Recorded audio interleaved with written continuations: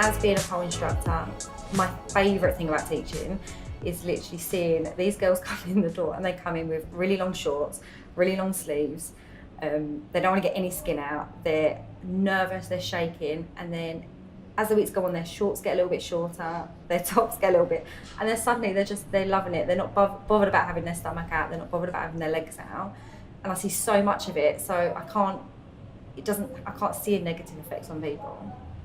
I think some people will see it as empowering women, and especially if you know someone that poles, you'll see a massive difference in them in a person, so they'll have more of a positive feeling towards it. But people who probably don't know anyone that does pole does have a negative view on it. They kind of think that the women have no dignity, that they're stupid as such, they've got nothing better to do. So I do think it's a mixed one.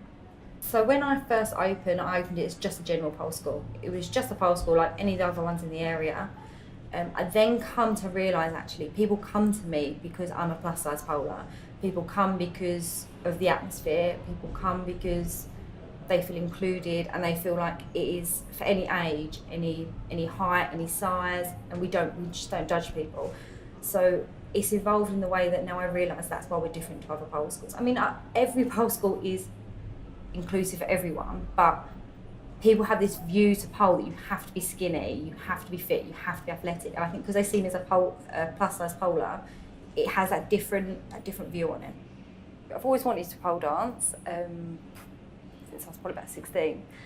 Always a little bit scared of doing it because it was just like other people's opinions. Am I going to be strong enough? Am I going to fit into the group? And then my friend actually said, I really want to start pole dancing, but I don't want to go on my own. Will you come with me? The thought of being put in shorts and a vest top was like, I'm not going. But she dragged me along for moral support, and now 5 years later I'm still pole dancing and she doesn't come at all. So yeah. When I first opened and I told the girls, oh, the pole studio's going to be in a muscle gym, they were like, we're not coming. And I was a bit hesitant. I wasn't sure how it was going to go. I mean, a group of girls in heels with hot pants on in a muscle gym, like what could go wrong? But do you know what? They're brilliant because they're fitness minded. You're always going to get a few that are just peek around the corner and have a look, but they see it from the fitness side. So it's actually probably one of the best places I could have set up. So we was at another pole school locally who unfortunately had to close down because they relocated somewhere else. The pole school always offered a space for lots of different body types, lots of different people, which is a big thing when it comes to pole dancing because you're in minimal clothing. It's quite a vulnerable sport. So when it comes to closing, all the girls were kind of worried about where they were going to go, where they're going to fit in elsewhere. I was teaching, I really liked the sport, so it kind of just, I didn't really think about it. It just kind of, the opportunity fell there, and it all just sort of come really quickly. I opened up, and it's just been the best thing. As I started getting a bit serious, my mum and dad their support did grow, but at first they weren't really that into me doing pole. So me opening my own pole school was wasn't the best. I've had one comment in the past. It was a male comment, and it was I just put up an Instagram post, and I got quite a sexual comment. And instantly I thought, that's it, I'm stopping pole, never doing it again.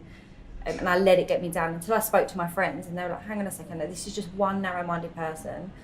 And I thought, you know what, like, just block and delete them, like, just don't listen, just rise above it.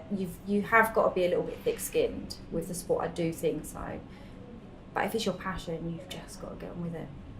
The women around you is so good. It's like, it turns out being a mother's meeting in class sometimes.